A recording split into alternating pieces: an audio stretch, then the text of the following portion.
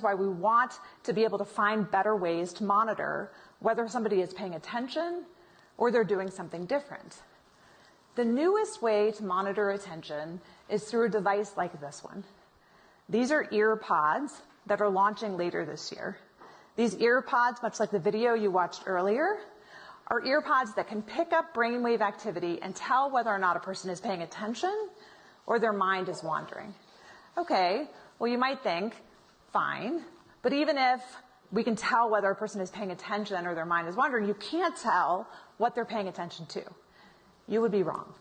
It turns out that you can not only tell whether a person is paying attention or their mind is wandering, but you can discriminate between the kinds of things that they're paying attention to. Whether they're doing something like central tasks, like programming, peripheral tasks, like writing documentation, or unrelated tasks, like surfing social media or online browsing.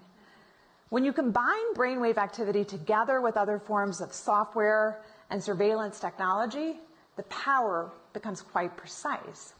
So what do we do with this? What do we do with technology that enables us to monitor brainwave activity for attention? Do we embrace it? Do we resist it?